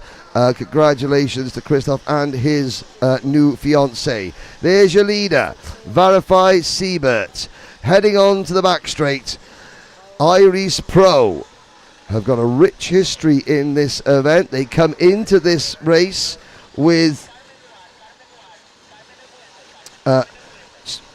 in rich frame of form, having won the 24 hours of Genk.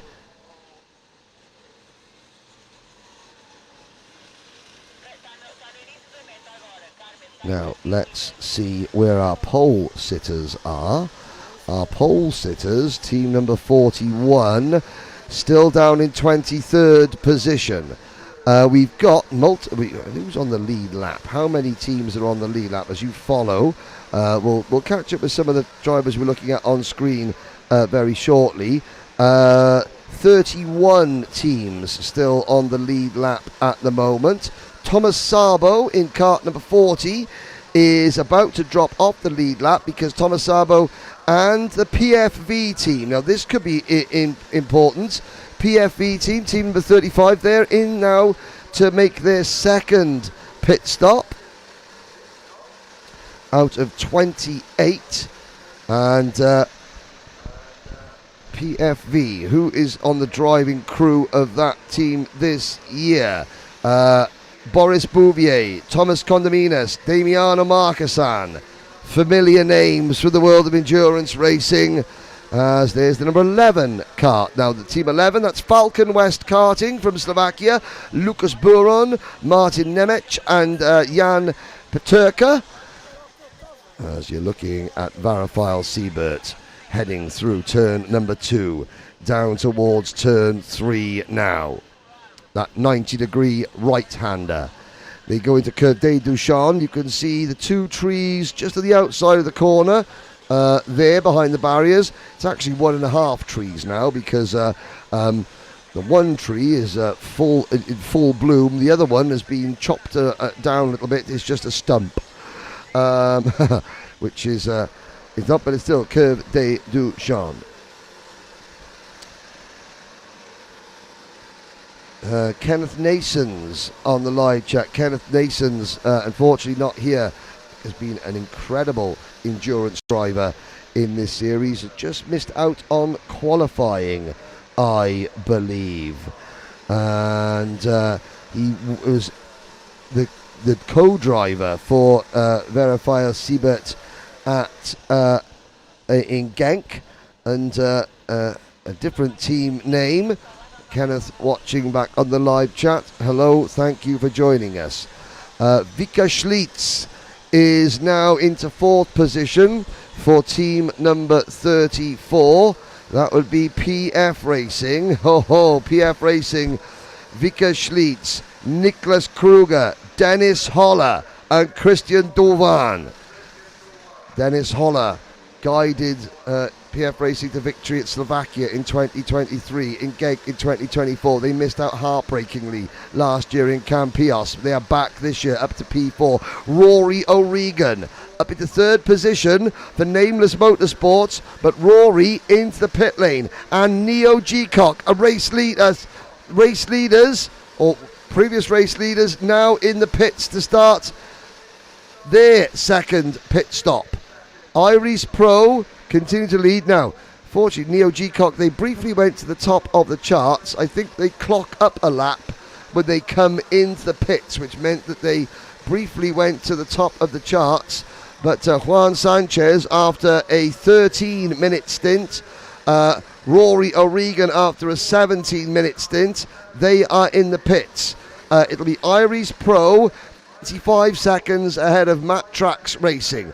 There is Iris Pro coming up now to lap the number 44 kart. That would be TKR2 from MS Kart Center Hattingen, the German team. Robin Evan, Luca Maguliu, and Andre Boom. Here comes the Boom. Well, he is down in, I'm having a look to see where the number 44 kart is. And that number 44 kart is all the way down in 40th position, but they have made 2 pit stops so far. So, Andre, who is behind the wheel of that kart at the moment, the number 44, it's Luca Maggioli behind the kart. So here comes the Boom, is watching from pit lane at the moment. And just because a team is down in 44th position doesn't mean that they are slow. It just means they run a different pit strategy. And of course, each driver has a slightly different, level of talent, level of ability. So lapping traffic, there are no blue flags. Yes, the drivers will cooperate a little bit. They're not going to, block and smash anybody off. But it's up to the leaders to get through. Here comes the number 2 kart, Apex Racer. Who is that behind the wheel? Apex Racer are running. Well, they are in 39th place. So they're in their own battle, see? The 44 kart and the 2 kart. Apex Racer, that is Jonathan Paquette behind the wheel. And they're battling over 39th place. They're not concerned about the race leader trying to get part out. Stupid question, asks Wesley Fallon. Is this race also giving 2026 ranking points? I don't know, Wesley. I don't know. Why is the camera always following the leader? Because they're the leader, and because we're not always following the leader, but we are concentrating on the leaders. Otherwise, it'd just be filming random karts. We've got to tell the story of the race. Lots of support for the Georgian team. Okay, sorry, Kenneth. You were qualified, but Siebert qualified in 2 teams and had to choose 1 team for the finals. Well, I mean, Siebert, that's just rude. I mean, to qualify for 2 teams, that's just an abundance of talent. Poor Kenneth, having to watch back home and having to listen to me, even worse. I'm sorry, Kenneth. Now, let's have a look at some of the karts coming across the line. There is team number 35 going across the line. That is your team PFV. They were I'm trying to think when they were. They were always threatening Boris Bouvier, Thomas Condominis and Damiano Marquesan. Now we look at the back of that black race suit with the pink name on it. Trying to see, that's a very familiar race suit to me. That would be the number 34 kart, and that of course is the PF Racing team. Vika Schlitz, is that behind the wheel? I shall have a little look. Team 34, it is Vika Schlitz, 3rd place overall, chasing the number 1 plate kart. 800ths of a second between Matt Trax, PF Racing, Red Racing, Infinity Racing, Magic Jet, Lecluse Automobiles. Now, Neo Levelap, 7th at the moment, 27 seconds off the lead, but that will become 57 seconds after the next pit stop because they've got a 30-second penalty. Well, Verifié Siebert leads by 25 seconds. Then there is a grand total of 2 seconds separating 2nd, 3rd, 4th, 5th, 6th. There they go across the line. Now we look for the number 13 kart. That would be one of the lap down karts, FTW Racing SG. They've got a 5-lap penalty. Here's the next group of lead lap karts coming across the line. Driver of kart number 31 using the new, that's NRG Agora Drive, Gleb Kalin, Richard Schick, Victor Sidorkin and Oleg Zolubov using the sort of lean back, knees up approach. More and more drivers are using that technique to try and create maximum aerodynamic efficiency. Here's something that I want you to help with. We've got 500 people watching this at the moment. Why? What do you prefer? If you are driving, do you prefer, look, that technique by team number 11, tucking down behind the NASA panel, the number 26 team using that method, the traditional method, or how about the method where you hook your hands underneath the steering wheel and do that way, or the new method of leaning back, putting your knees up and head back? What do you prefer? The traditional, hand under, or new school? Traditional, hunch down behind the wheel. Hand under the bottom of the steering wheel. New school, knees up, there's new school, that's number 31. In the comments, let's have a look down. We're going to have 3 words. Old school, new school, hands under. Let me go. Go. Old school, new school, hands under. Let's see. What do you prefer? On the old school, says Leo Vatongan Racing. I'm old school. No school like old school. Why are the pole sitters so far down? Well, I'm going to embarrass Remy Loth now because Remy Loth took the pole and went off into turn number 1 in first place. And by the time he got to the banking at turn number 9, he was 46th. I will let you fill in the blanks, boys and girls. Also depends on your height, says Kiko Karting. Hand under for Asko Kavira. Hands in the air like you just don't care. That's right. A lot of people for old school. Now, the new school, the sort of lean back, knees up. The first time I saw that was in Rotax Racing by the Japanese team. The Japanese team at Sano in 2016, where it was a driver called, and his nickname was Mega Gyu, and another driver called Ricky Tanoika, and they're both still racing. But they just leant back and put their knees up, and no one had ever seen it before. So 10 years ago, that was the first time I saw that happening. Sylvia, so you look like a shrimp. It does depend on your height, your wear, your weight, a bit of both, but old school seems to be the winner. But obviously people do the whole lean back, knees up. It works for them. There's the hands under technique from team 26 crossing the line. Team number 26, that would be our friends from Motodrom Kula in Serbia. Berk Duman, Marco Rubina and Milos Rosetta. Oh my goodness me. Right, I'm about to alienate 99.9% of the audience, but you know what? We're here together for the best part of a whole day, so we've got to have a laugh. Now, there was and anyone from the UK watching will remember this. There was a plasticine cartoon in the 1980s that I watched called Trapdoor. It's on YouTube. It's called Trapdoor. Go and look at it, and the main character was called Burke. And now I have got a driver to commentate on called Burke. Hello, Burke Duman from Serbia. The voice from the Trapdoor would shout out, Burke! Burke! You know, and then the character, Burke himself, his catchphrase was, oh, globbits. There we go. Look it up on YouTube when you get time. Or not. You may not care. Most of you won't. It's fine. But hey, we are here together. We're endurance racing fans. My last race as a kart racer so far, might be a comeback, you never know, was on the Circuit Alain Prost for the Le Mans 24-hour pro kart race in your own, back in the day where you used to bring your own karts, back in 2008. Now we are looking at our races again, tucking down, all on their own, out of the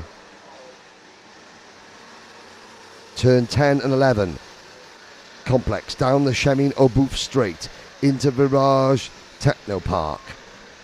24 Hours of Genk winner, Verifile Siebert, leads 24 seconds up the road in clear air. The maximum minimum stint time, I will get an answer for you as we look now down the main street. A lot more people going old school, tucking down behind the NASA panel. There is the number 24 kart. Now, that is the team from Japan, Mokoli's team, the first Japanese team. They are from the F-Dream Hiratsuka circuit. Kaito Murakami, Kotaro Narishi, Yuki Takahashi, and Masato Yonekawa. And they were going old school there. Even though the Japanese drivers seem to have invented the new school way of ducking down. Now, let's have a little look. Can the juniors hear me from the other track? I don't think they can. But they can hear Eric Sellis because he is doing the commentary for the entire junior live stream, which is on the 3MK Events YouTube channel, should you wish to go and watch it. And nobody has picked up on the Trapdoor reference. When you get a chance, go and have a look at an episode of Trapdoor and see Burke, if you're from Serbia especially. Matt Trucks Racing beginning to close in a little bit on Iris Pro. Only by half a second or so in the last lap. Half a second the lap is still half a second. Maybe that was traffic, although we just saw Iris Pro on their own. So, Ruben Conceição has just got his head down and is making good progress. He's being pushed along by Vika Schlitz for the number 34 team, PF Racing. Fourth position, Infinity Racing Magic Jet.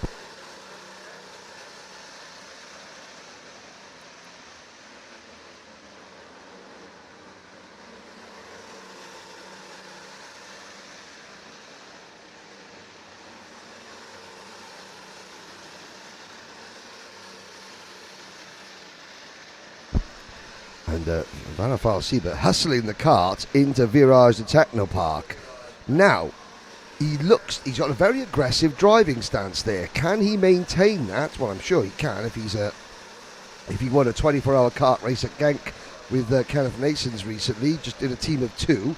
But normally, you would say that if a driver's hustling the kart, that means the kart isn't handling to their liking. And speaking to one or two drivers from two-stroke racing, they said that the bit that they find it hard, that the key endurance drivers, and here's the battle for second, the number one kart being pushed along by Vika Schlitz. There they go across the start-finish line with Infinity Racing Magic Jet, Red Racing, and Neo Level Up right behind them. So this is second and third. Coming through turn 2 and turn 3. The key to success for the best rental kart racers is when you get a kart that you don't like, that doesn't handle quite as sweetly as what you would want it to, is then making that kart as quick as the kart that you had before that you really enjoyed. Is turning a dog into, a princess, so to speak, if you know what I mean. And that is what Verifal Siebert almost looks like he's doing, because he's really having to yank that kart left into the Virage de Technopark corner. Let's have a little look now at Matt Tracks and PF Racing. Oh, we just cut away there. I wanted to try and see how they would handle the kart going into Virage de Technopark, whether they're having to use as much steering input. And there is hands under technique being used by team number 28. That's Nameless Motorsport, the British team, who have dropped down a little bit. And I'm just trying to see who is behind the wheel of the Nameless. It's Clayton Ravenscroft behind the wheel of Nameless Motorsport. So Clayton, a newcomer to the world of rental kart racing. He's gone from two-stroke racing into rental kart racing. And there, well, number 31, he looks a bit upset with his go-kart there. That was NRG Agora Drive. Again, jumping up and down, trying to push the kart along. Anything the drive, and it might even be a placebo effect, but if the drivers think that it helps them, then they do it, and you just sort of let them carry on and do it. You know, a lot of people at the start of a race, at the start of a kart race, especially with a standing start, you see drivers jumping up and down in their seats. Now, of course, the methodology behind that is that if you've got less weight on the back of the kart, even for a fraction of a second, the rear wheels and the rear axle rotate slightly quicker. So you just get away slightly quicker. Now, whether that is true or not, that's some people say it works, some people say it doesn't. The key thing is, if a driver believes it helps them, let them do it. You know, a lot of this is psychology. As long as it's not slowing the driver down, then the driver believes they can do it, then that's okay. When am I going down to the pits, says Scott James? When Sergio comes back with the mobile camera that has been repaired, is the answer to that. Now, I do want to talk about the team in hot pink. Just behind this group here, you've got Mold Racing. There's 1, 2, 3, 4, 5 karts on your screen. Just behind, we've cut camera, but we have an all-female team here racing. Puissance Feline. They are in kart number 36 from Karting Audincourt. And that is Margot Beal, Anne Fontenue, Eloi Joubert, and Christelle Rothengeyer. They're very easy to spot. Bright pink race suits. Pink and purple. Now, I was speaking to them, and of course, they're the first all-female team to compete, I believe, in a Saudi World Series Endurance Final. They're the only all-female team here, and they came together. They race at Puissance Karting Audincourt against the men, but then they just decided, let's have an all-girls night. Let's come and race, and then, you know, have a girls' night. And they decided, actually, do you know what? When we're together, just the girls, we drive better, we enjoy our racing more. Let's set up our own endurance team. They've got the qualifying points to be here. So, team number 36, Puissance Feline. They are, let's have a little look. Where are they running at the moment?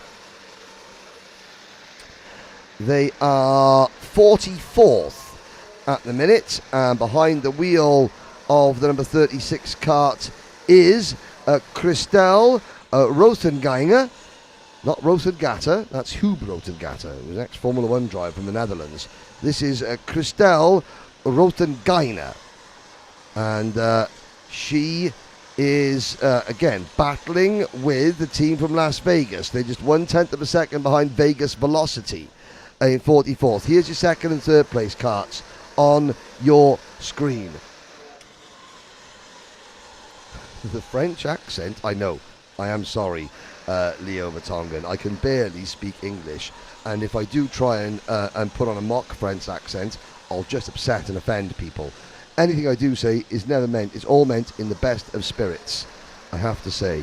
For those of you that know me, that have followed me, listened to me rabble on about go-karts, over any point over the last 20 years, you will know that I do joke around, because my life mantra is two things: live, don't exist, and have fun. And if you can't have fun talking about go-karts at Le Mans for 24 hours, then quite frankly, you're dead, because it's impossible not to have fun when you're watching Matt Trax Racing and PF Racing come across the start-finish line, pushing each other along.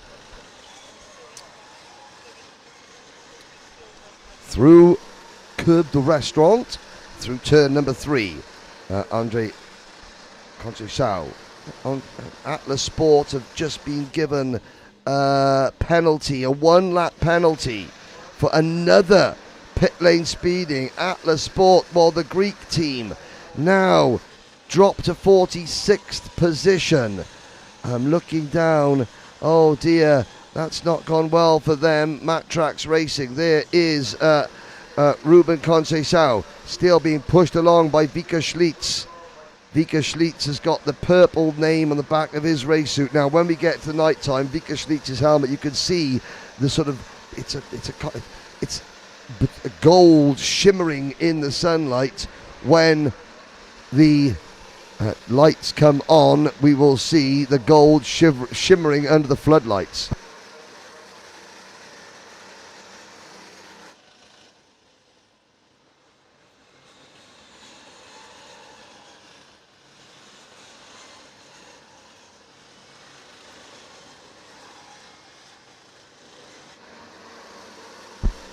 Now, as some of you hedge your bets on where certain teams would finish, and I will remind you, please, let's keep everything respectful and positive, because every single driver out there is a very good driver.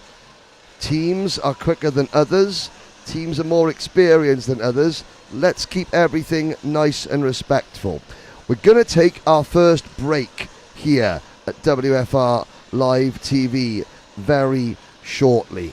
So, as we tick towards 2 hours, 22 hours and 8 minutes remaining, here is the top 20.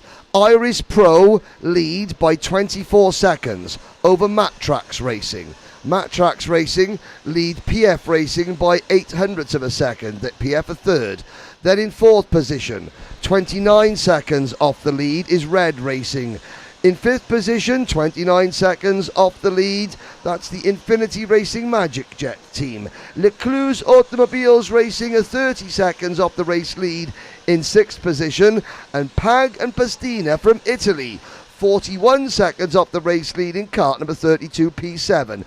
P8 overall in kart number 10. 41 seconds off the lead is the number 10 team, ISO team, and they are in a battle for that position with Team TKR, Joker team, Young and Wild, NRG Igora Drive, team number 31, who have had, I think, did they have their penalty rescinded, or have they got a penalty coming up? We will check that. Behind NRG Igora Drive, it is the number 19 team of KMRS. That is the team from Karting de Fagnes in Marienborg. Watch for them. Lucas Urbani is among those driving that kart. Spirit of Kart run 14th ahead of CKC Official. Scoff H team, our pole sitters, are in P16. Then we have Jasper Dirks driving the number 18 kart in P17, the number 18 kart, that is Kartbahn Lüneburg. Then you have Lubig Italia, Aurum and Parabolica.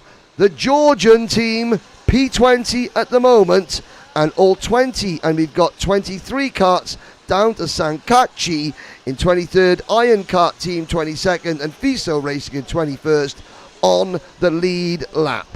Thank you for joining us for this first part of the endurance race. We will be back in about 90 minutes time. In the meantime, you can go and check, keep live timing up, you can go and check on the juniors and the kids. Thank you very much. We'll be back very shortly. Welcome to the 2026 SWS International Finals. On the legendary karting circuit of Le Mans.